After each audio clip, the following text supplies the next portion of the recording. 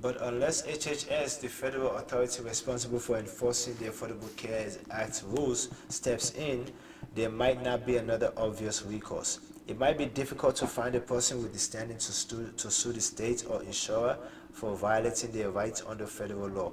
And even if they did find such a person, the courts are generally differential to federal agencies about how they choose to use the resources at their disposal.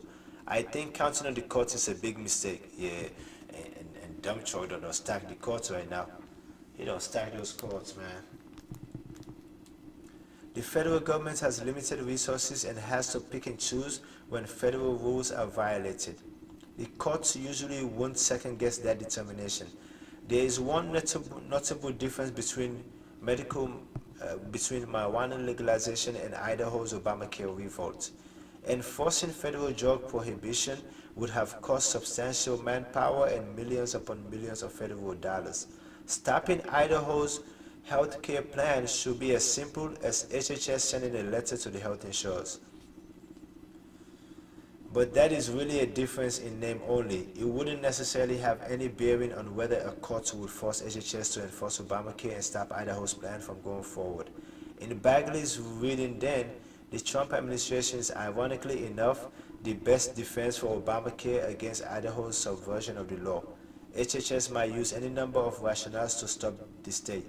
It doesn't actually believe in what Idaho is doing. It has a constitutional obligation to uphold the law, or it wants to be a responsible steward of taxpayer dollars, and Idaho's plans will make HCA coverage more expensive for federal taxpayers. But it is not at all clear that any of these rationales will actually compel the Trump administration to intervene in the Idaho case. HHS has certainly taken plenty of steps on its own to undercut the Affordable Care Act, even though Obamacare remains the law of the land. The constitutional obligations sound nice, but doesn't necessarily have much bearing on how the federal agencies will actually act. The best bet might be the third, responsible stewardship of taxpayer dollar, a very conservative notion. But the White House has already taken steps like cutting off key payments to health insurers that led to premium hikes and more costly federal subsidies. That increased Obamacare's cost to the taxpayers. HHS and ARZA might still decide it's in their best interest to stop Idaho's plan from really taking effect. But the state's open flouting of Obamacare represents perhaps the most potent threat to the health care law since the Republicans in Congress failed to repeal it last year.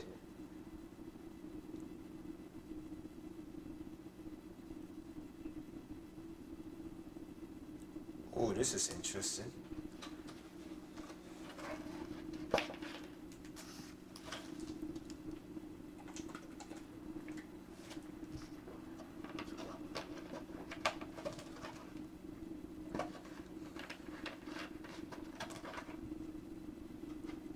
Let me see how long this is.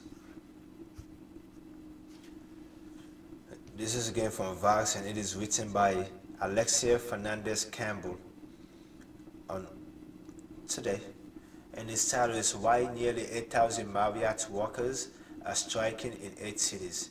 They want the world's largest hotel company to share some of the wealth. Good luck with that. Yo, Marriott is a cool place not to work at though. I ain't even gonna lie. Marriott Hotel was awesome as shit. Thousands of hotel employees are refusing to go to work at Marriott-owned hotels in 8 major U.S. cities, citing mounting frustration over stalled negotiations for higher wages and safety measures. As of Wednesday, nearly 8,000 housekeepers, bartenders, and other service workers had walked off the job at 23 hotels in Detroit, Boston, San Diego, San Jose, Oakland, San Francisco, Maui, and Oahu, according to their labor union, Unite Here, which represents some more than 20,000 Marriott workers in the United States and Canada. Hey man, I support y'all, man. For real, man. Like Marriott make bank. They should be paying y'all at least $19 an hour. Marriott make bank. I'm just saying, man. And they wouldn't go out of business. They wouldn't. I'm just saying, man. Their bottom line is not that. Yeah, Marriott make bank. Employee tensions began to surge this summer when labor contracts for about 12,000 Marriott workers started to expire. Employees spent the summer picketing and marching outside some of the country's most prominent hotels, urging the world's largest hotel company to give them more money and better benefits. By September, negotiations with the hotel company had stalled, and workers across the country voted to authorize a strike. On Labor Day, police arrested 75 Marriott employees for blocking a street as they protested outside the Westin San Francisco Hotel in San Francisco. In recent years, Marriott International has grown into the larger and more profitable hotel chains in the world. After buying Starwood Hotels in 2016, the company now owns more than 6,500 properties, including the Ritz-Carlton, Sheraton, and Renaissance hotels. The company is valued at about $49.4 billion, nearly double the value of Hilton, according to Forbes, and it made $2.7 billion in profits in 2017 alone. Go ahead, man. That's in profits. That's not even none. That's not even profit. Man, y'all need to stop. Mario, y'all need to stop. So this union that's striking the Unite here represents more than 20,000 Marriott employees, right? So let me just do this little dumbass math real quick. I ain't got no business doing. Let me do this little dumbass math real quick here. So 2 billion, 8 zeros, yeah, 8 zeros. 3.2 billion divided by 20,000. That's 160,000 a piece. That's 160,000 a head. I'm not saying that. I'm just saying. So that's not even. That's after they don't pay you. $160,000 divided by 20,000. That's $8. So they can give all those guys $8 more and still not lose nothing. So if they pay them 15 now, that's about $23 more. So they can afford to pay them about $18 an hour minimum wage. I know my math is kind of just all over the place and jacked up, but you get my point, though. You get my point. And people might be thinking right now, it's not that simple, but it's really not that simple. But yes, it can be that simple when it comes to that. Ask Salesforce. Salesforce just literally found out that they can pay the women that works for the company the same as they pay the men, and it will only cost them $3 million a year. Come on. Like, to a corporation in the United States, $3 million is toilet paper. I ain't trying to say it like that, but it is. The company is valued at about $49.4 billion, nearly double the value of Hilton, according to Forbes, and made $3.2 billion in profits in 2017 alone. The hotel chain's workers want a larger share of their revenue. They argue that servers and housekeepers' low wages, which vary by city, makes it impossible to live in some of the nation's most expensive cities. Yo, you want to know how hard? There's this book by this lady, I cannot remember her name, but it's titled Nickel and Dimed on Not Making It in America. I had to write a paper on that book in my second year in college. My second time first year in college. I can't say second year in college. My second time first year in college. And it's called Nickel and Dimed. And it was this lady, she was a writer or something, like she was a newspaper columnist, and she decided to see if she can make it working on minimum wage, working various jobs, like see the service industries. Now she was a maid a bunch of times. She was a hotel maid. She was a grocery clerk, I think. But that's an awesome read. I just thought about that book when she was talking about this. They're also asking the company to ease strenuous workloads that often lead to injuries, and for more protection against sexual harassment and violence. Housekeepers and room service staff are vulnerable to sexual harassment when they enter guest rooms alone. and the union wants hotels to provide them with panic buttons that allow workers to immediately alert security staff when they feel threatened. But union officials say that Marriott remains unwilling to make meaningful progress on central issues, so workers have decided to go on strike. A spokesperson for Marriott International did not give vast details about the status of the negotiations, but shared the following statement. We are disappointed that the United has chosen to resort to a strike at this time. During the strike, our hotels are open and we stand ready to provide excellent service to our guests. Always the bottom line. They don't find some people, they don't contacted freaking temp agencies that they know can find workers real quick. Man, they don't fill all them temporary roles already. While we respect, hey, if you've ever applied for a position at Marriott and they never called you back, call them now. I bet you they will. I bet you they will bring you. Call them now. They need people. They need people on strike. It's like, now let me stop. Don't be mad at me, United. I just had a thought and I wanted to share it. While we respect our associates' rights to participate in this work stoppage, we also will welcome any associates who choose to continue to work. Workers report strenuous work conditions for low pay. The Marriott strike took off last week when about 1,500 hotel housekeepers, bartenders, and door attendants in Boston walked off the job at 7 prominent Marriott-owned hotels, including the Sheraton Boston and the Westin Copley Place.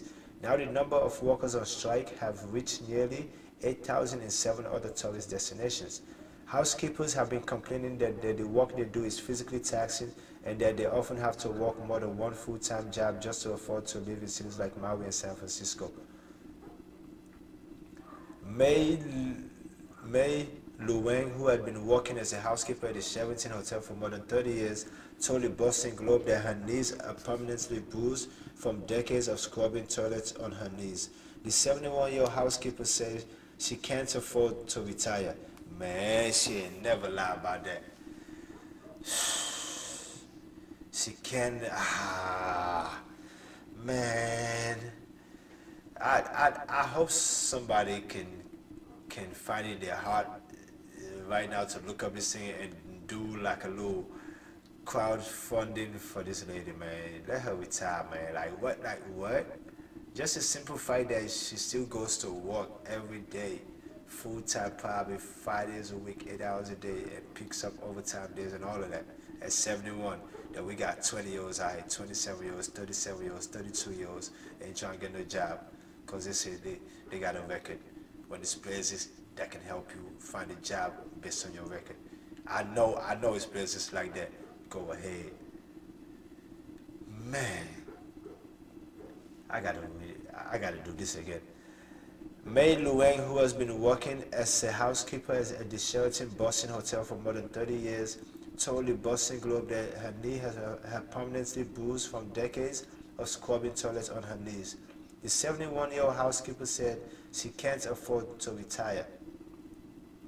Marisol Villanueva, who works as a housekeeper at the Westin Gaslamp Hotel in San Diego, told the San Diego Union Tribune that the $14.25 she earns her per hour is not enough to support a family.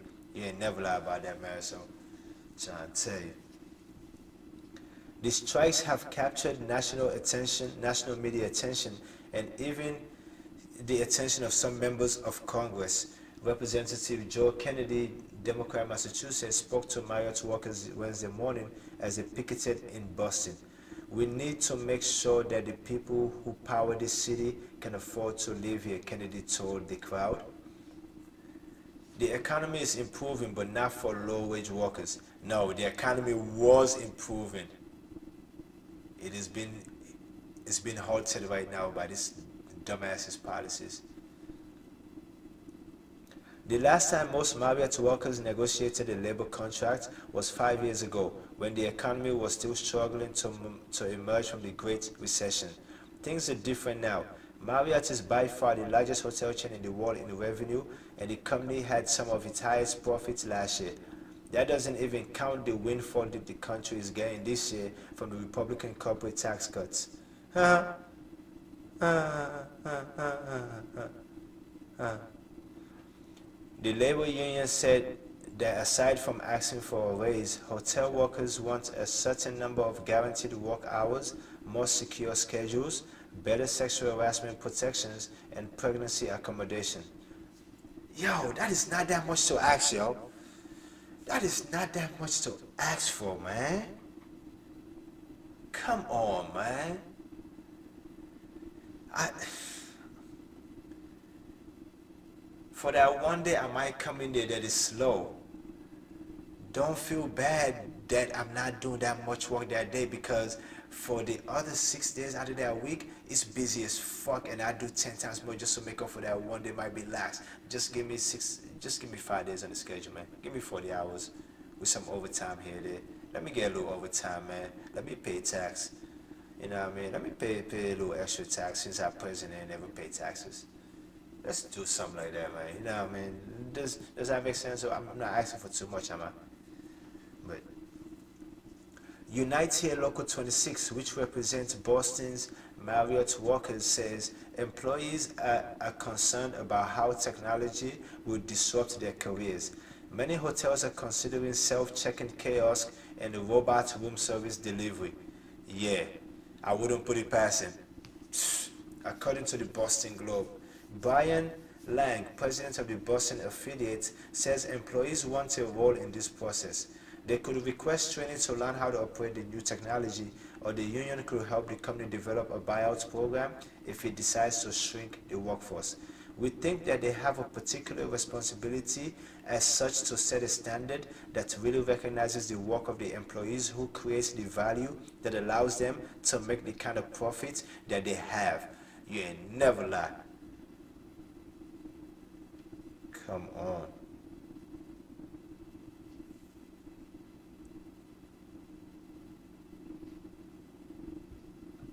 Oh yeah, this was yeah awesome. This was from January the 19th, right? And it was from the BBC News. Mind you now, I did not hear too many American outlets report on this. I did not hear too many American news outlets report on this. And it was titled, NASA removes US astronauts from International Space Station mission. The US astronaut Jeanette Epps has been removed from her upcoming mission to the ISS just months before launch. Dr. Epps was to have been the first African American astronaut assigned to the space station crew. She would have flown aboard a Russian Soyuz flight in June, but is being replaced by another astronaut. NASA has not given a reason for withdrawing her, but says she will be considered for future missions. Jeanette Epps, born in Syracuse, completed a doctorate.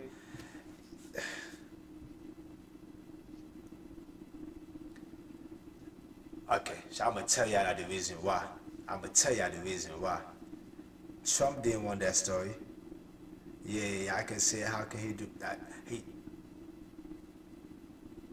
I, I, he didn't want that story during his presidency. I'm a Rosa. Tell me I'm wrong.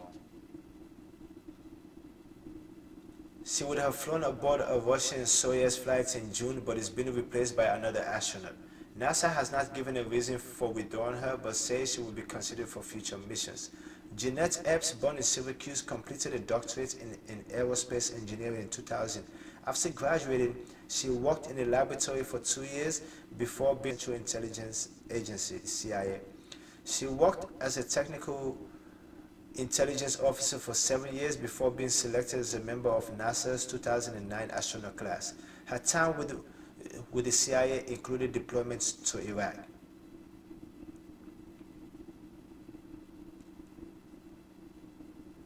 She will be replaced by some Russian American lady called Serena Onon Chancellor. Nice. Look at that. The nice brunette ears and the brown eyes. Yeah.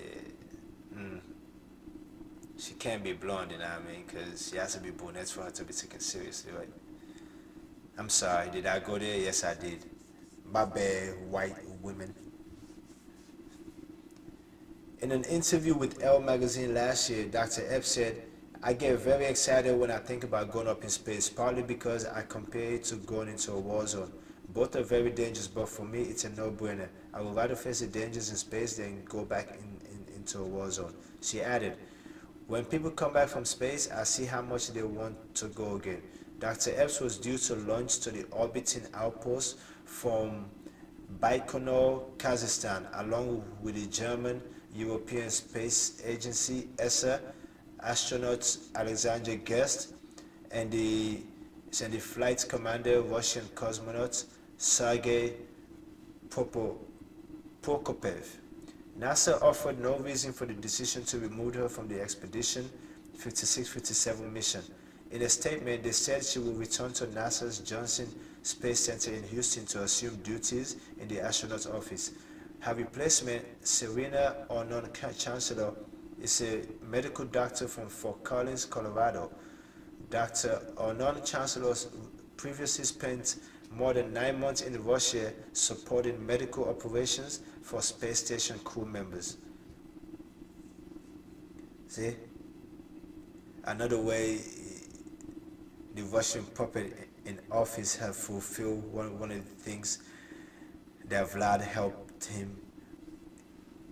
That one of the many things that Vlad wanted him to do when he get there. You know what I mean? Like, yeah. Vlad doesn't want an African American going up to space with his people, just in case some things are gonna go happen there. You know what I mean? We're gonna want to come back and actually tell the truth about certain shit. You know what I mean? She was gonna want to, especially a black woman. You know what I mean? She's gonna want to come back. She ain't gonna go along with no games, with no shenanigans. The fuck out of here.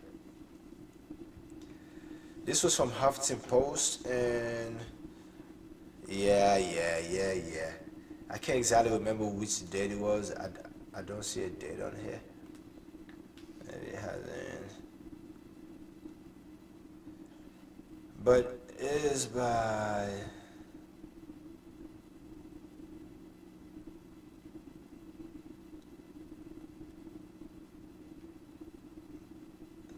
it must be recent though. It's not that old, but it is by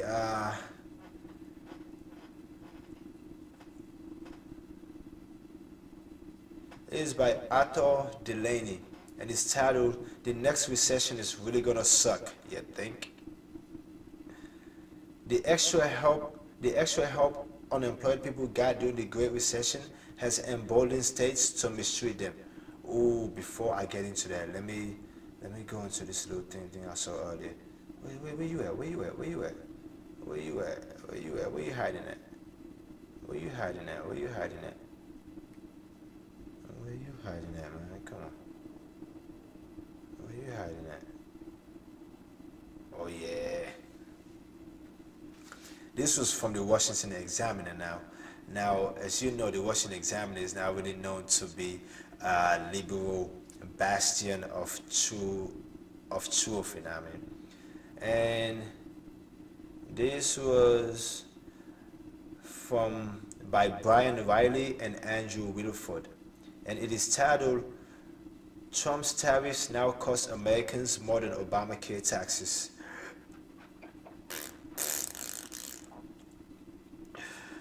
It's official. The latest round of tariffs now means that the total tax increase on Americans from enacted tariffs exceeds the tax increases from the Affordable Care Act, unpopularly known as Obamacare. Told ya, man, they don't fuck with Obama. On September 19th, President Dump Truck imposed a 10% tax on $200 billion worth of Chinese imports. On January the 1st of next year, this tax will rise to 25%. But even without that January tariff increase, trade tax on American businesses and consumers will exceed those of Obamacare. With the added $20 billion in trade tax coming from this latest round of tariffs, the National Taxpayer Union Foundation now estimates the total annual cost of enacted tariffs to be $41.65 billion. That easily outpaces the tax bill from the Affordable Care Act for next year, $34.6 billion, after accounting for recent changes to the health law. The $67.2 billion estimated 2019 tax burden of the Affordable Care Act prior to those changes is lower than the cost of the new trade taxes once a scheduled $30 billion increase takes effect in January. So even if they hadn't fucked with Obamacare, his so-called trade war will cost more in taxes to American business consumers than Obamacare would have. Man, if every currently proposed tariff is enacted, the total trade tax burden will nearly double even the tax burden of the pre-reform Affordable Care Act. NTUF estimates the net total of proposed and enacted trade taxes to be $132 billion. That will offset more than 70% of the $188 billion in 2009 individual income tax cuts. Wow. Political news outlets and commentators have taken to using the term slap tariffs on X country to describe the action of imposing tariffs, but this serves as a reminder that American businesses and consumers are slapped by tariffs just as viciously as the target countries. While tariffs make foreign goods less competitive in the American market, it's actually the importer that remits the cost to the tariffs to U.S. customs. American consumers pay for tariffs as well. Tariff costs paid by an importing business are generally passed on to consumers in the form of higher prices. Even when a domestic business chooses to change its behavior because of a tariff and avoid foreign goods, there was likely a reason why the domestic business had previously been importing foreign goods over domestic ones. Whether it means higher prices or lower quality goods, American consumers will pay the price. Artificially higher prices for goods through trade restriction have ripple effects throughout the economy. Businesses experiencing increased supply costs must make up the loss elsewhere, often through reduced wages or employment. As statements by Commerce Secretary Wilbur Ross and Trade Advisor Peter Navarro has reminded us, the costs of tariffs are often spread across the economy and hidden. A few extra cents on a six-pack of soda or can of soup, and a few extra dollars for a new appliance. That's why tariffs are especially dangerous.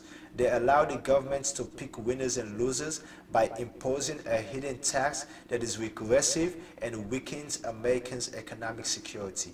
U.S. exporters are doubly harmed by the new tariffs.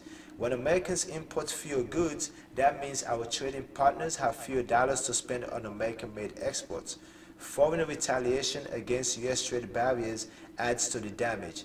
President Dump Truck has done good things in some areas of taxation, such as reducing the tax burden through tax reform and making American corporations more competitive on the international level. No, he really hasn't. If he has, then we wouldn't be talking about this. He should not undo this progress by hitting American consumers with trade tax that nearly wipe away those gains. Brian Riley is the director of the Free Trade Initiative at the National Taxpayers Union. Andrew Wilford is a policy analyst with the National Taxpayer Union Foundation. Yeah, he didn't really do all that. Nah. This is from Slate yesterday. Oh, so I'm gonna get back to the whole next recession. There's a method to my madness, people. There's a method to my madness. Hope you're figuring out that method as you go along. I don't think I should explain it. You know what I mean? The tie-ins, the segues and transitions and shit, little dumbass things like that. You know what I mean? The Senate is drifting away from Democrats indefinitely. Given the cyclical nature of our politics, Democrats should be poised to take back the Senate in 2020. They are not. Written by Jim Newell on October the 10th of 2018.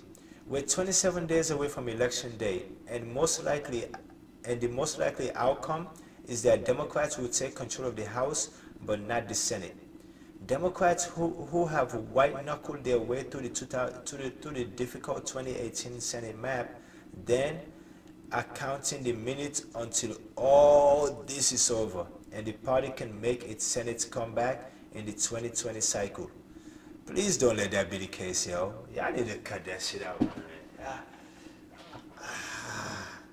I so want to say black and brown America, I need y'all to, but nah. Please don't let that be the case, yo. After all, that's how it usually works. In 2014, Republicans picked up 9 Senate seats in their response to the 2008 Obama wave. In 2016, yo, you know what's so funny? In 2014, only 36% of eligible voters went and voted. I got that stat from Samantha B. Thanks, Sammy. 36% of eligible voters? Come on now. That's a sad number.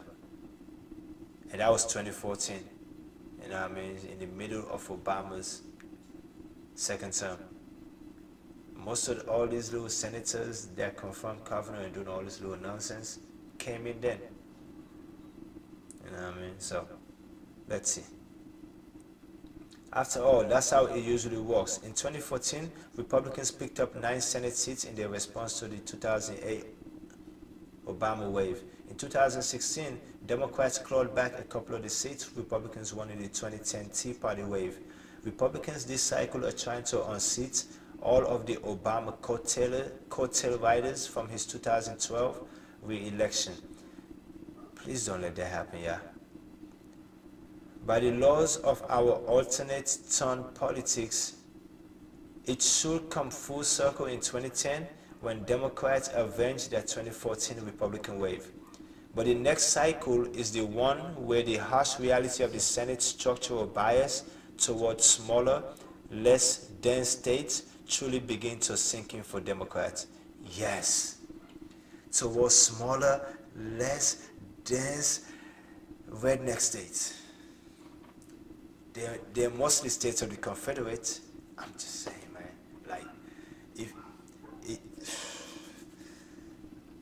I so want to say read and vote. So want to say read and vote. But the next cycle is the one where the harsh reality of the Senate's structural bias towards smaller, less dense states truly begins to sink in for Democrats. All those seats that Democrats lost in 2014, good luck taking them back. As the Washington Examiner's Philip Klein observed earlier this week, the Democrats' numerical advantage in opportunities, Republicans will be defending 22 seats with Democrats just 12, masked the number of actual opportunities the party will have. Colorado Senator Cory Gardner is the only truly endangered Republican target on the map, though Maine Senator Susan Collins, the only other Republican up for re-election in 2020 in a state that Hillary Clinton won in 2016, has gotten some recent attention over her Brett Kavanaugh vote. Defeating her will be an uphill task, even for a kind of household name like Susan Rice. Yo, Susan Rice is running for election. Let me see that link. Hold up, yeah, let me see this link real quick. It's from the New Yorker. It says what Susan Rice told the New Yorker about maybe running against Susan Collins in Maine. Oh, so I'm going to read that in my own time. Maine isn't that blue of a state. Clinton only won it by 2.9 percentage points, and Collins won her 3 previous election races with 58, 61, and 68% of the votes. Wow. Wow, that is a red state for real. Hey, Maine, what happened? What happened, man? 200 years ago, y'all was supposed to be the free state. The Missouri Compromise, like 200 years ago, y'all was supposed to be the free state, man. Come on. Come on, man. This ain't no good, man. Ain't no good. Man. She will get a stronger challenge in 2020 than she did in 2014, but she has a lot of room to spare. Elsewhere, Democrats will have another opportunity in Arizona to fill the last 2 years of the late Senator John McCain's seat, though likely against an incumbent appointed by the Republican governor, and a long-shot chance to unseat Senator Tom Tillis in North Carolina. As Klein points out, It's the Democrats who will be defending the single most endangered incumbent, Alabama Senator Doug Jones. Yeah, yeah, he ain't lie about that. Man, man. Mm.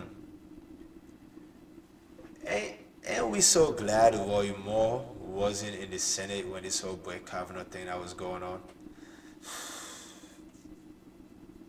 So why is the map so limited?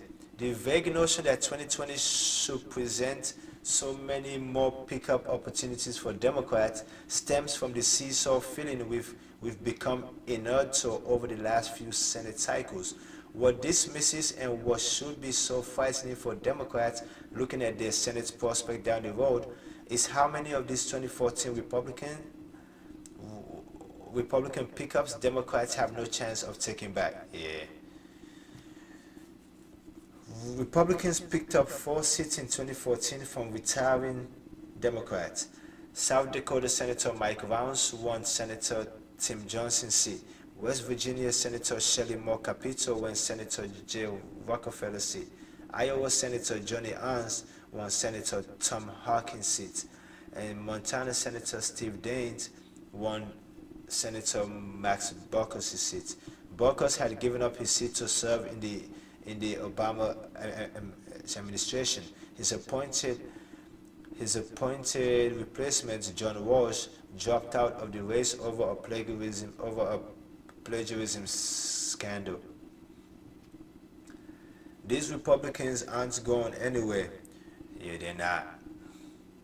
Trying to tell you, man, they're not. The only way they go anywhere, man, if there's a blue wave, yo. I cannot tell you who to vote for, but I can tell you not to vote Republican.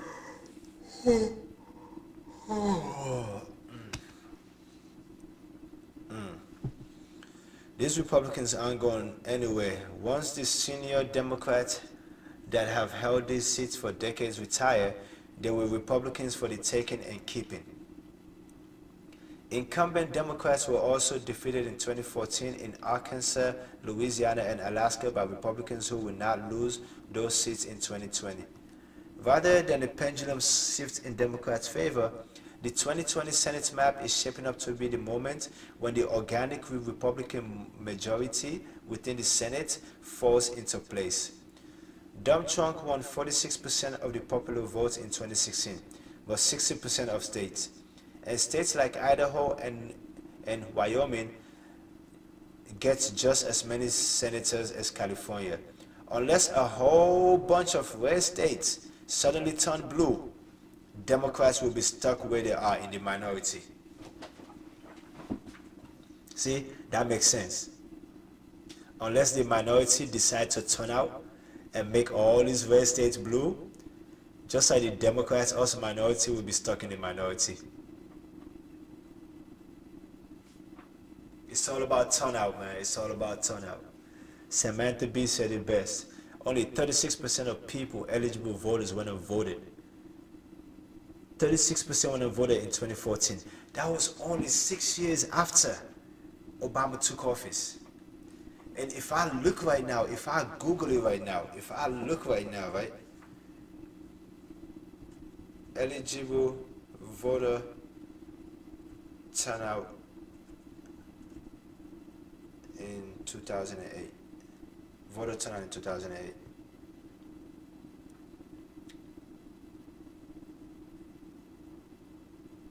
It says, this is from the Bipartisan Policy Center, right? It says voter turnout dipped from 62% of eligible citizens voting in 2008 to an estimated 55.7% in 2012. That figure was also below the 60% level of the 2004 election, but higher than the 52% turnout of the 2000 election. See that? Like literally, 62% of people, eligible voters, voted in 2008. Obama won their presidency.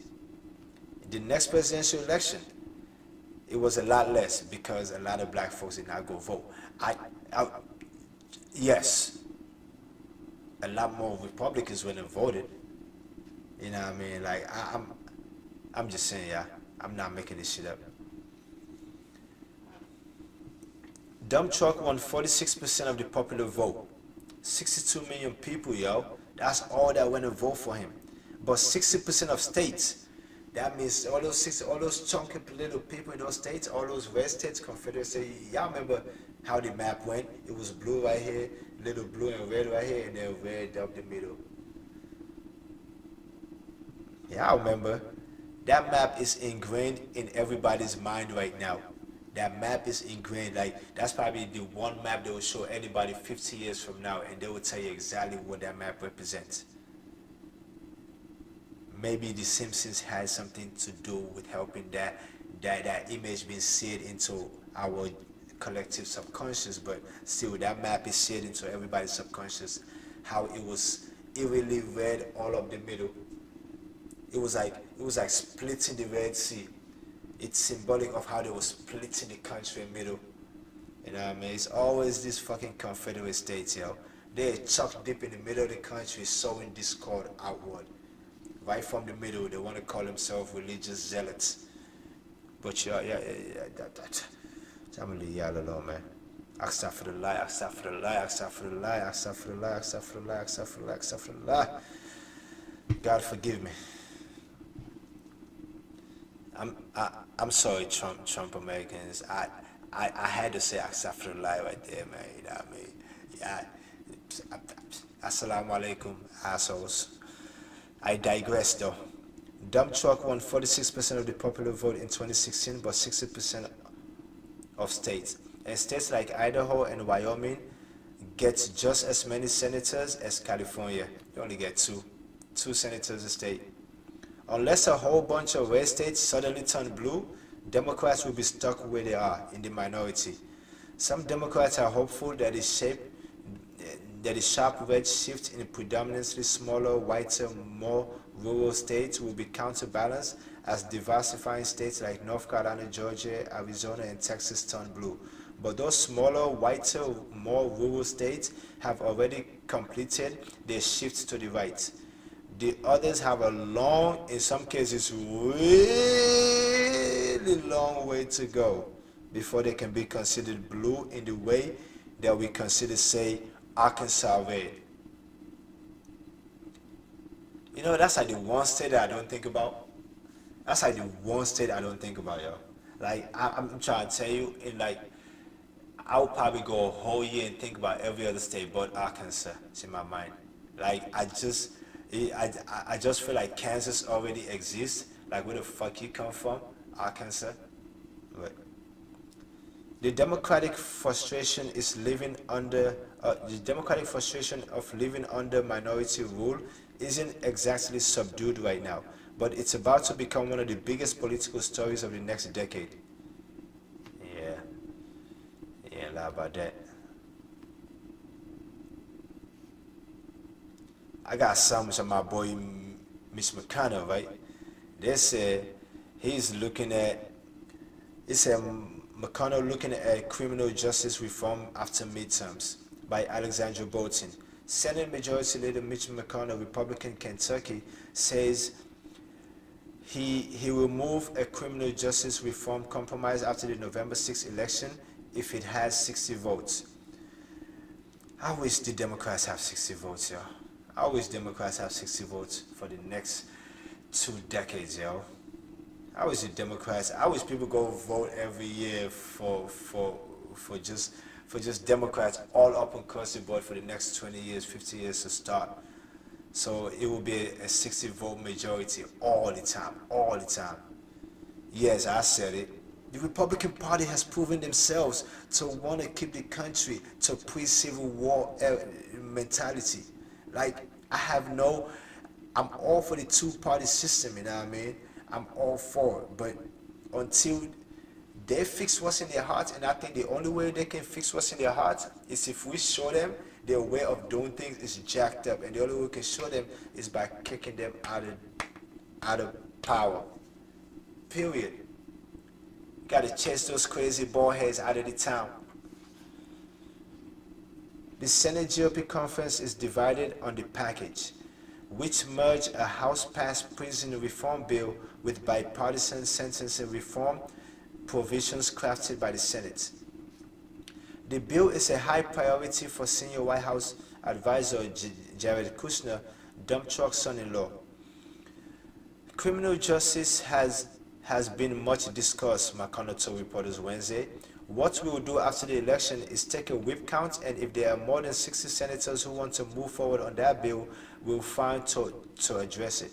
It's a significant commitment from McConnell, who has resisted bringing criminal justice reform legislation up for a vote because it divides his conference. Yo, it's so funny. Yeah? I am literally reading this right, and at the end of it, so they're asking me, right? So, the Hill is doing this thing where it's so awesome, you can't see it on my phone, but it's called, they have an ad. They had two ads on this page, right? It's called the Halal Investing Platform. Wahid has finally answered with what we believe to be an ethical, intuitive halal platform.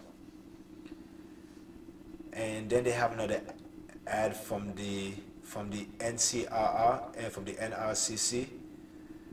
It says support President Trump. It has a dump truck with a little White House in the background, and it says, "Do you stand with Trump against the fake the fake news media? Tell us now." You know what I mean? I'm not gonna click on it. You know what I mean? Obviously, but it was just interesting to see. You know what I mean? How they trying. I'm gonna get to that reform bill that I just tell you about. McConnell trying to put. It's called HR 5682. It's called the First Step Act, and it was introduced by Representative Doug Collins from representing Georgia's 9th district, and it was introduced in May of this year, and the Senate it was received in the Senate later then. It is an act to provide for programs to help reduce the risk for prisoners that prisoners will recidivate upon release from prison and for other purposes. Yeah, and for other purposes. For other purposes. It is a very interesting read. If you get a chance, you should check it out. It's the workings of your government. So, oh yeah, CNN actually sending me reports on what goes on with my country, and I love it. President Bill, thank you. I know I was kind of harsh on you earlier, but you just did something. I wish every African country follows your footsteps, follows your example and your precedents that you're setting, and let's get the Chinese the fuck out of Africa, yo. They're gonna do worse than the white man did to Africa. Honest to God, and they're gonna do right to our face under the guise of helping us. Africa can help herself. We can do it. Yes, we absolutely can. We just gotta realize that we need help from elsewhere, but we don't need help to come in and do it for us in our own land. We can get help from afar. We can work with you from afar, but let's do it in Africa. You know what I mean? And the title of this is by Jenny Marsh and Ben Westcott. And now, because of the time difference, it says October 11th, and it is titled Sierra Leone cancels $300 million airport deal with China. Sierra Leone has nixed plans to build a controversial $318 million airport outside the capital of Freetown with a Chinese company and funded by Chinese loans. The mega project, which was due to be completed in 2022, had been commissioned by the previous president Ernest Bai Koroma in March this year. Its cancellation comes amid cooling enthusiasm in both Pakistan and Malaysia for Chinese loans backing large-scale infrastructure projects in recent months. But Sierra Leone's decision is the first time an African government has cancelled an already announced major China-backed deal. Thank you, sir. Mr. President, thank you. Yes, you know what I mean? Like, okay, listen now. To my fellow Saloners around the world, I am neither SL people, I am neither APC, I am neither any none of them. Like back in 2013, when I tell people that if I ever decide to enter into politics in Sierra Leone after running successful businesses that have employed and educated people and made sure that people can afford to take care of their families. That's what business is supposed to be about, man. It's not just about you making a profit. It's about helping your community that you do the business in too. You know what I mean? But I always tell them that I will run as an independent.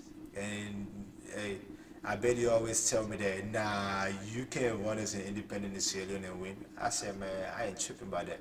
That's why I say I'm not thinking about getting into politics in Sierra Leone right now. I don't even want to get into politics.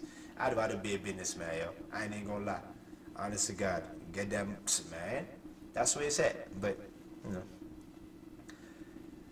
But Sierra Leone's decision is the first time an African government has cancelled an already announced major China-backed deal. After serious consideration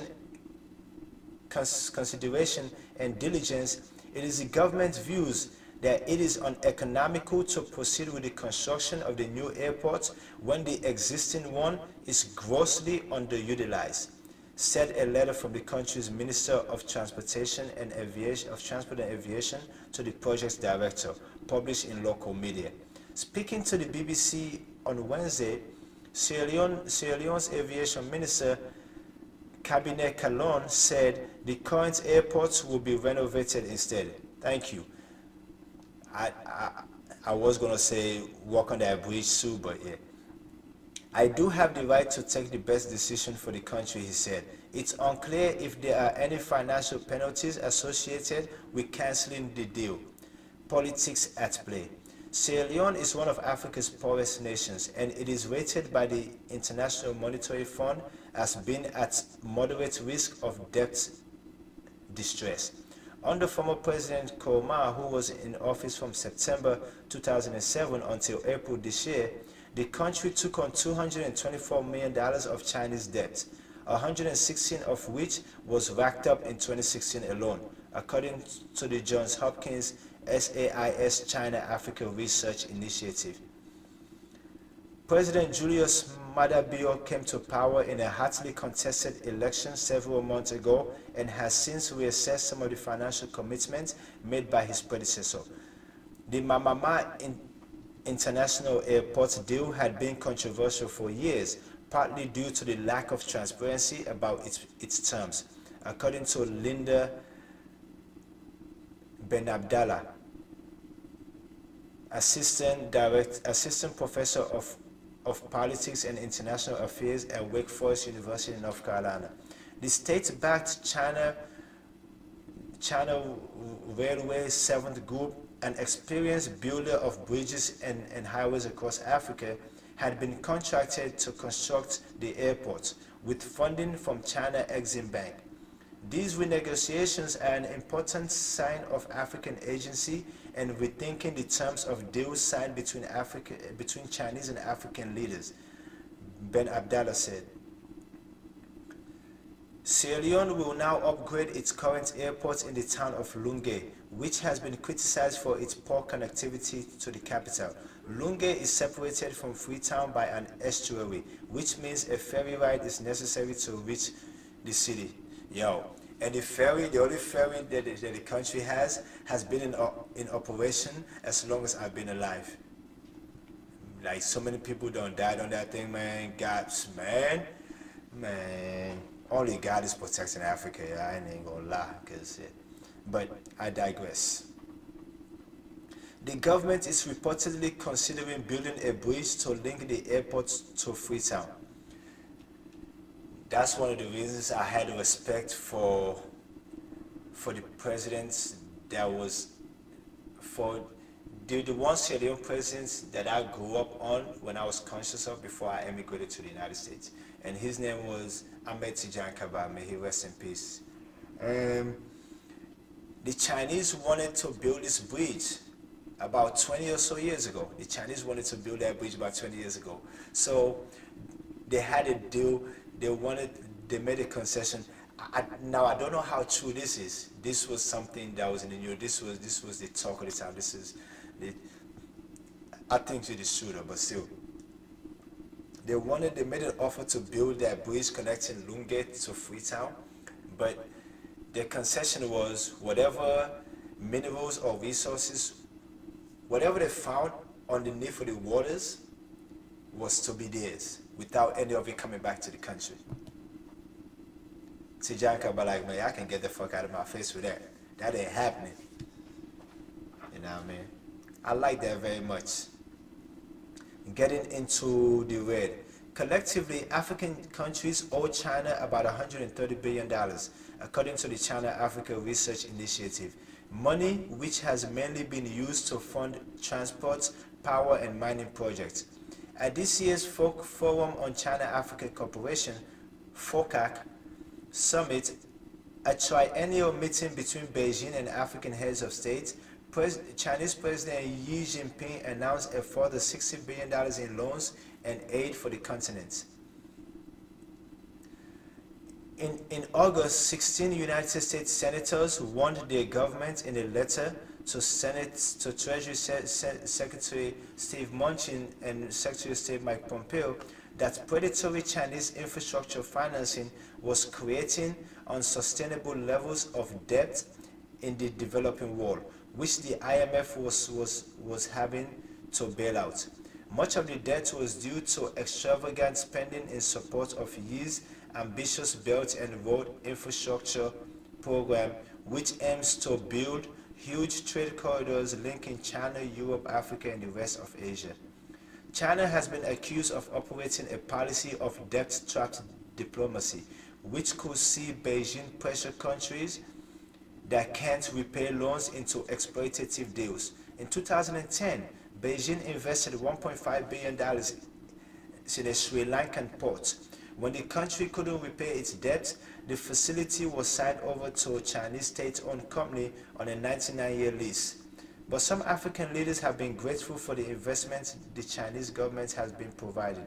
China has become a major investor in our continent. As we look to expand Chinese investments in Africa, we need to encourage more local partnership between China. South African President Cyril Ramaphosa said, nah, please man, stop. Mandela will slap you for that. Man, go ahead, man. Mandela will slap you for that, dog. Go ahead, man. Go ahead with that. Yo, the last time that I was in Freetown, man, I saw so many local Chinese shops open up. So many local Chinese shops open up, man.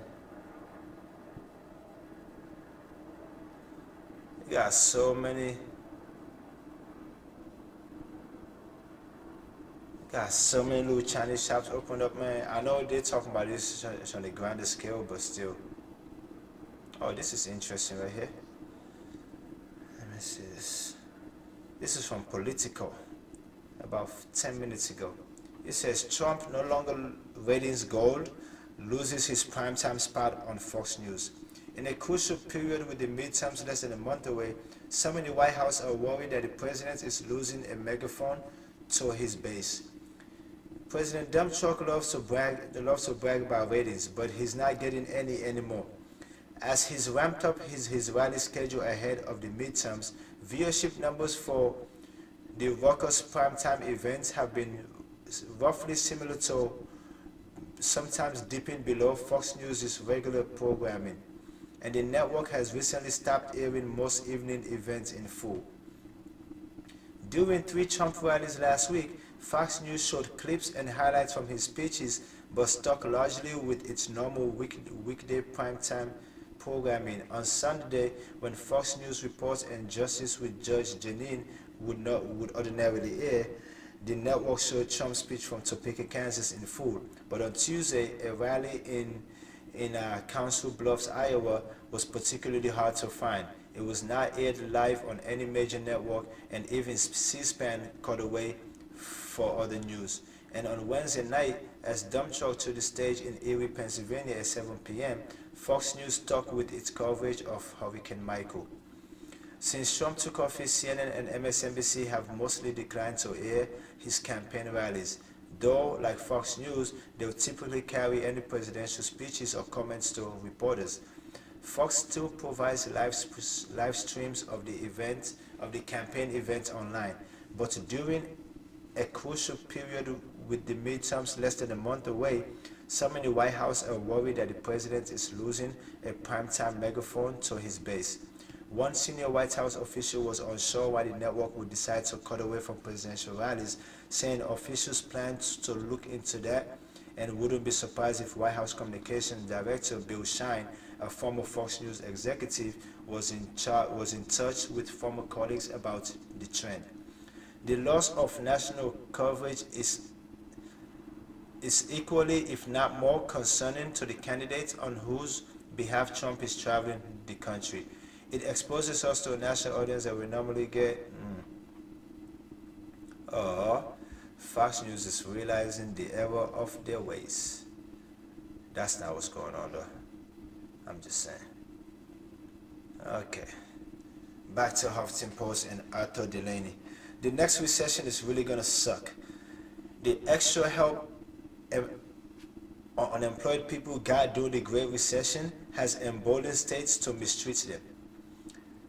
When the next recession comes, many people who lose their jobs will have a harder time getting unemployment insurance, an important lifeline for most Americans.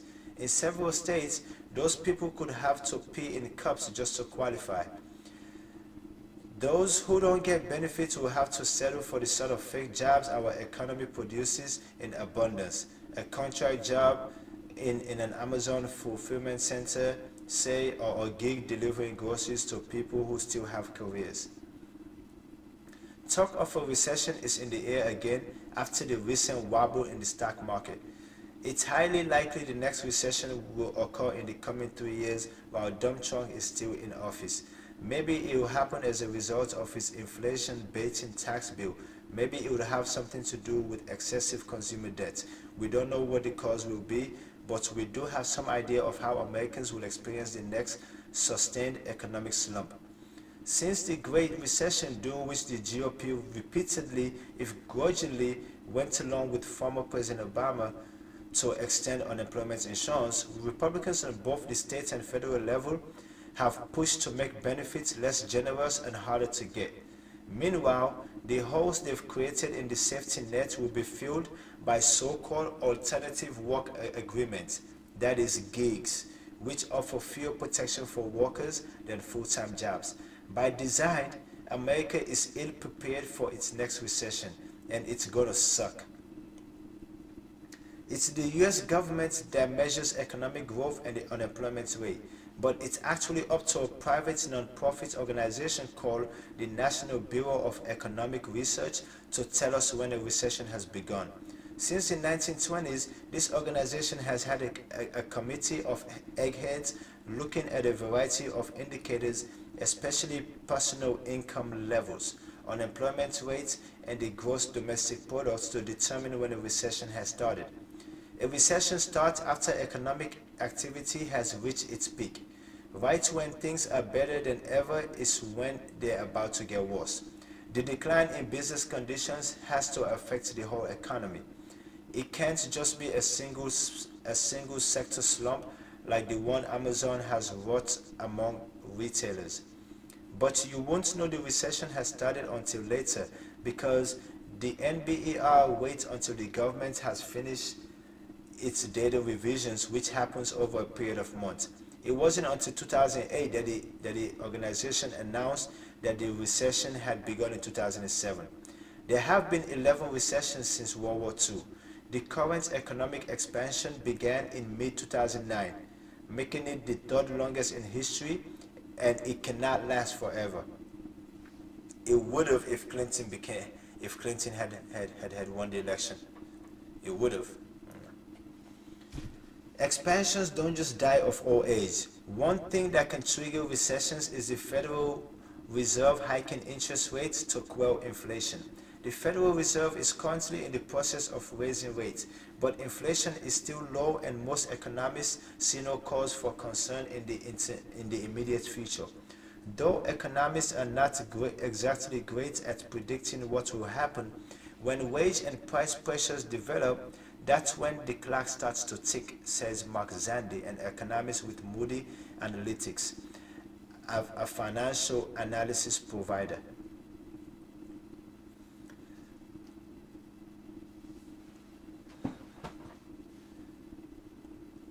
Upward pressure on wages has begun to develop. The, the official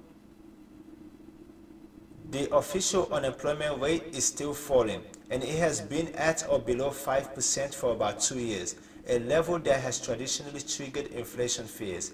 But economists can point to a range of other measures, such as reduced labor force participation, that suggest the labor market is still out of whack.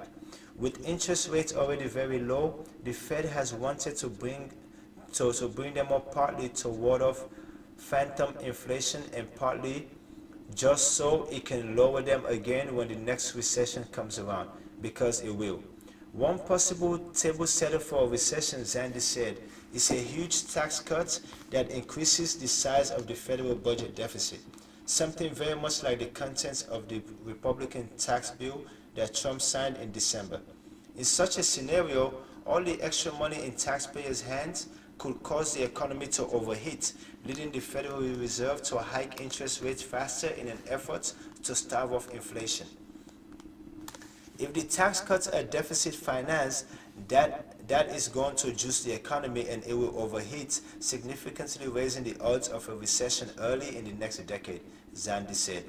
Most economists most economists are less confident the tax cuts will juice the economy quite so much, but they generally do anticipate an aggressive Fed response.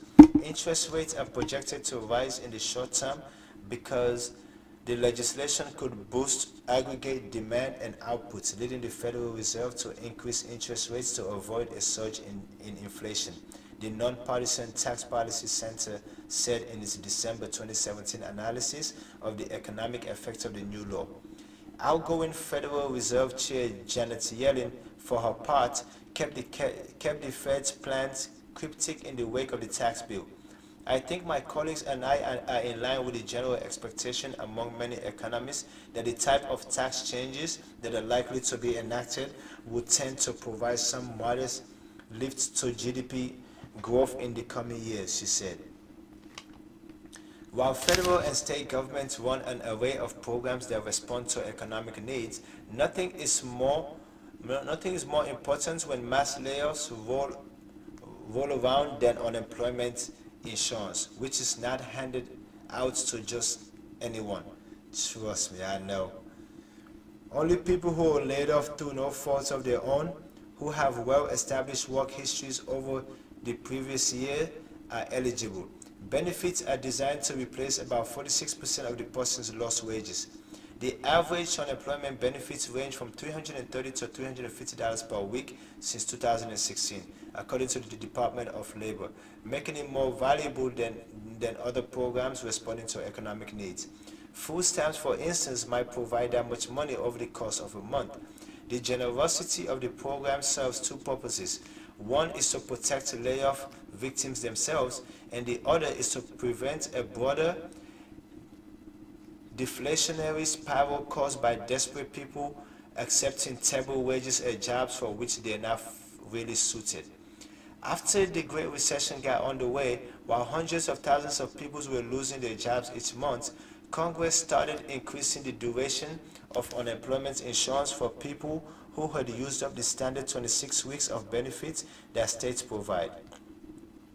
Republican foot dragging over the cost of the benefits led to a huge fight in 2010 with former Senator Jim Burney, Republican Kentucky, in infamously responding to Democratic pleas by saying tough shit on the Senate floor. Yo, man, I'm trying to tell ya, man, it was so I so wish 90% of the people who will probably listen to my dumbass right now, I so wish I can teleport how fresh the imagery of the first 3-4 years of the Obama administration was, and how Congress was so not. Since then, Congress has quietly allowed those benefits to expire, while State House Republicans, aghast that Barack Obama gave their constituents up to 99 weeks of combined state and federal unemployment insurance, have hacked away at their own unemployment programs. 9 states reduced benefits from the usual 26 weeks, and many others have apparently gotten more aggressive in checking up on claimants to make sure they are continuing to look for work, which has always been an eligibility requirement. As a result, the rate at which unemployed Americans receive layoff compensation overall has fallen from about 36% in 2007 to about 28% in 2017, according to data from the Department of Labor. Wayne Vorman, an associate with the Urban League, said a big reason for the decline is that states are finding ways to kick unemployed people off benefits after they've already been deemed eligible. His research shows a big increase in non-separation determinations. These are instances of states investigating whether somebody is continuing to meet eligibility requirements by doing things like writing down the names and addresses of businesses where they've applied for work on forms to state work agencies. When agencies have undertaken non-separation determination in recent years, the outcome has become much more likely to be a denial than in 1989 or 1999, Vorman wrote in a paper that will be published this year. For instance, denial rates for determinations examining a person's availability to work, their willingness to take a job, which is a requirement of benefits receipts, were 64% in 1983 and 83% in 2016. Wow. Wow, that's a lot of denials. That is a major jump in denials, yo. Unemployment compensation is a state federal program financed by payroll taxes on employers. When a lot of people lose their jobs and state unemployment trust funds run dry, states have to borrow money and sometimes increase payroll taxes. Sometimes that makes Republican lawmakers enthusiastic about trimming benefits. More extra weeks of federal benefits are fully funded by the federal government and created by Congress on an ad hoc basis. Laws are made by men, people. We got to change that. Need to have laws start being made by women for a change. Just for the next 20 years, then we'll see the difference. You know what I mean? Then we'll decide for ourselves if we shouldn't continue that trend. States are still smarting from the Great Recession. At the beginning of last year, only 21 states' trust funds had achieved what the Labor Department considers a minimum level of solvency. If they can't catch up before layoffs hit, there will be political pressure to follow the new path that other states have taken to reduce benefits. Lawmakers in Kentucky, which has a poor solvency rating, are currently considering proposals to make the state's unemployment system more like Florida's, currently one of the worst. It's an old pattern. After the recession of the early 80s, changes in state benefits helped reduce the proportion of unemployed workers receiving compensation from 50% in 1980 to 37% in 1990, according to a political scientist Paul Pearson's 1994 book, Dismantling the Welfare State? Josh Bivens, an economist with the Economic Policy Institute, a liberal think tank, said the country isn't well prepared for the next recession. We have managed to make unemployment insurance incredibly non-protective, Bivens said. If we want the UI system to not be a complete joke in the next recession, it's going to depend on Congress and the President. But Congress and the President might be more interested in urine tests than UI. Since about 2011, Republicans at the state and federal level have been trying to make drug tests a requirement for welfare, food stamps, and unemployment insurance. In 2012, Congress passed a law giving states the right to drug test some unemployment claimants, but the measure let the Obama Labor Department decide who would be subject to the test, resulting in a narrowly written regulation that Republicans said wouldn't catch anybody. I told y'all, man, Obama was good for black people, y'all. Obama was good for us, y'all. Come on, man. Y'all gotta stop. Y'all gotta change your minds about that. If to this day you still got something negative to say about President Barack Obama, Kanye, Lil Wayne, all y'all dumbasses, come on, I'll cut that shit out. Stacey Dash, I'm not gonna call your name, man. Ain't no hope for you. And now we lost you back in the 90s. Ain't no coming back from that. Republicans scrapped the regulation last year, and the Trump administration has said it will release a new one sometime soon. Wisconsin, Texas, and Mississippi have already passed drug test laws and are just waiting for a green light from the Labor Department. How will a new recession play out under this new unemployment benefits regime? The recent hurricanes offer a preview. Storms that battered Texas and Florida threw tens of thousands of people out of work. Storm victims are supposed to be eligible for unemployment benefits and can file through the regular process. In Florida, it's not an easy process. The state overhauled its unemployment system in 2011, requiring layoff victims to file claims online and even for a time take a math and reading test. Wow.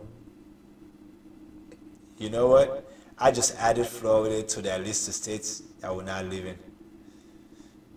That's Since 2007, before the last recession started, the percentage of unemployed Floridians who receive compensation plunged from 32% to 9%, almost the lowest rate of coverage in the nation. Anthony DiBiagio is a co-owner of a residential and commercial cleaning service in Cape Coral, Florida. In the aftermath of Hurricane Irma, he was unable to work because some of his clients' homes and businesses were inaccessible. As a business owner, DiBiagio was ineligible for regular unemployment compensation, but perfectly eligible for the special disaster assistance provided through the state unemployment system. After spending 40 minutes initiating his online application, DiBiagio learned it would take some real vigilance to actually receive the benefit.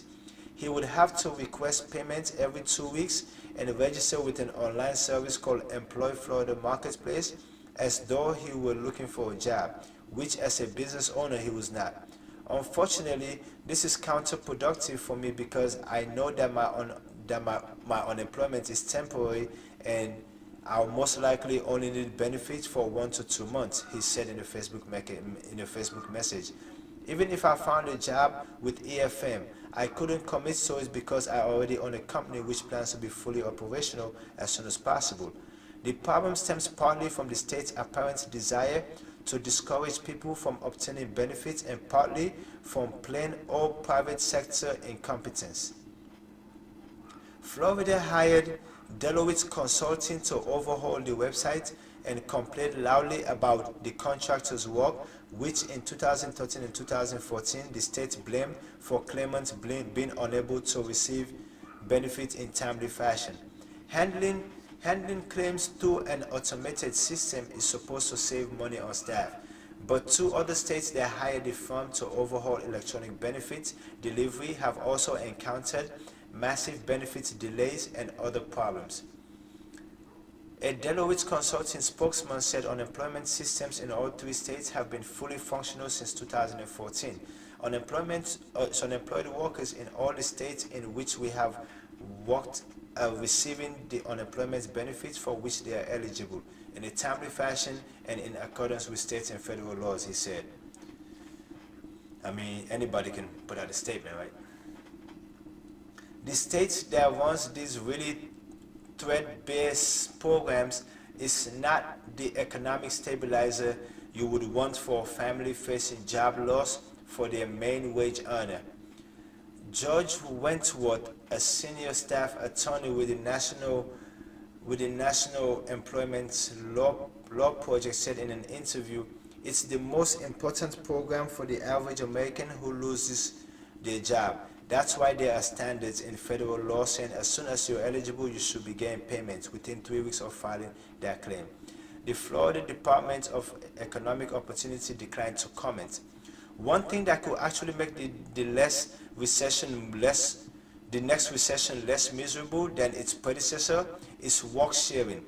30 states currently offer work sharing or short-term compensation programs that allow companies to reduce a group of employees' hours instead of doing layoffs.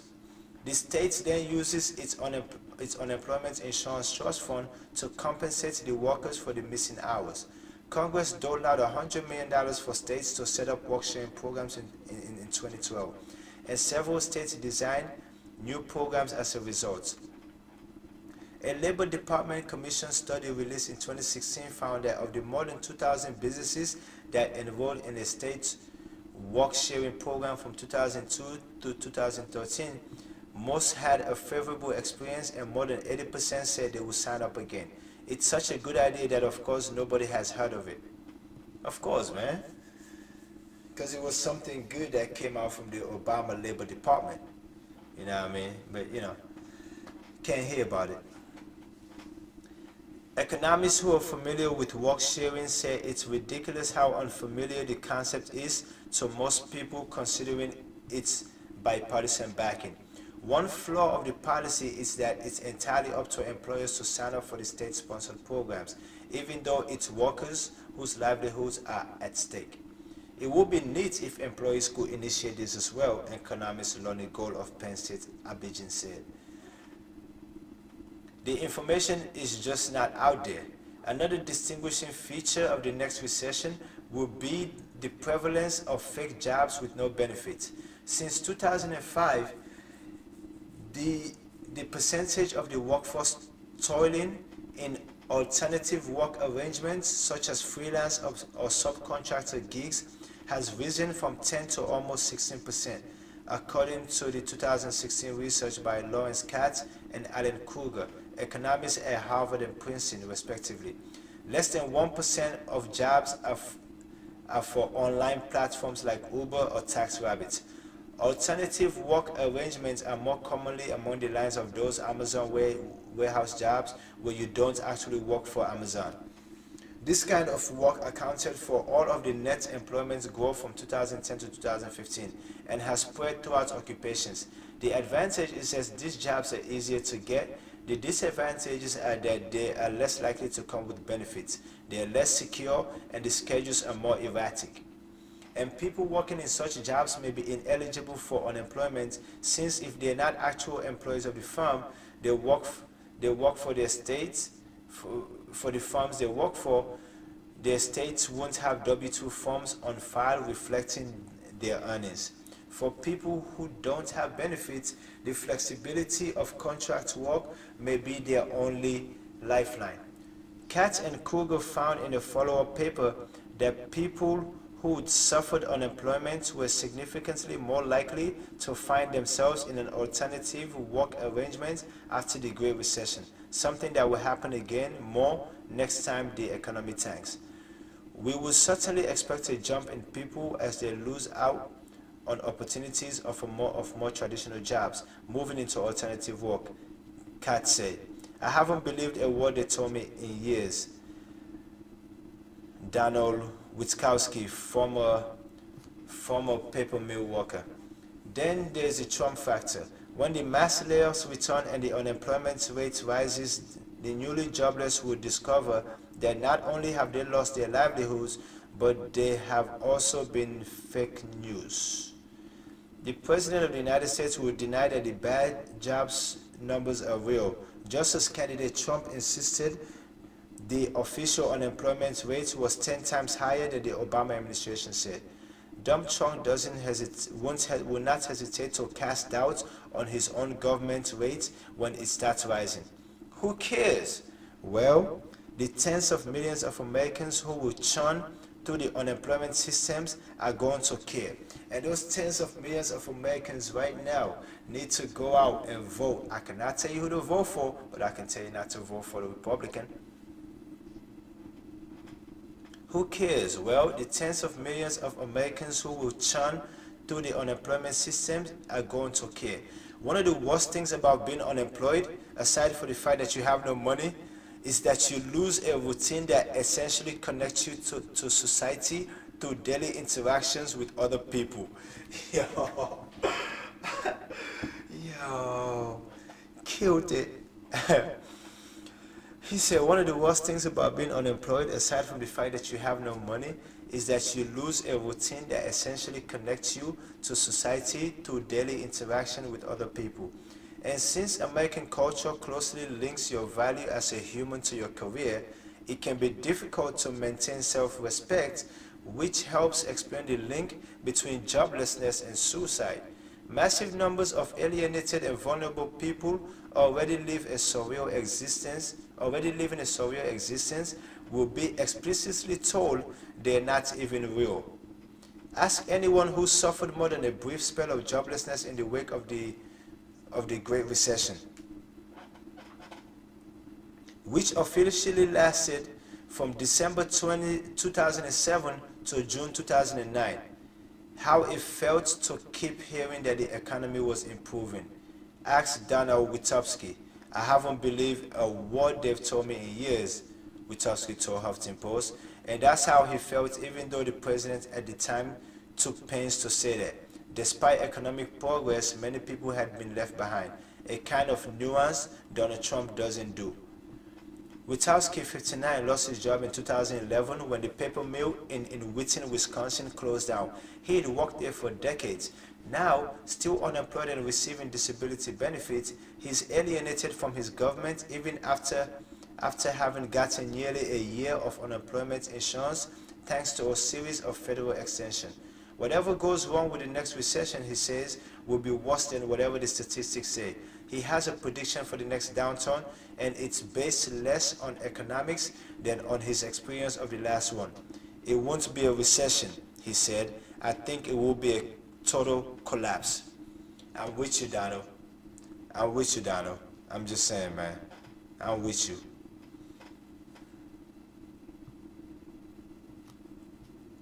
I'm with you, brother. Man, I'm so with you on that one.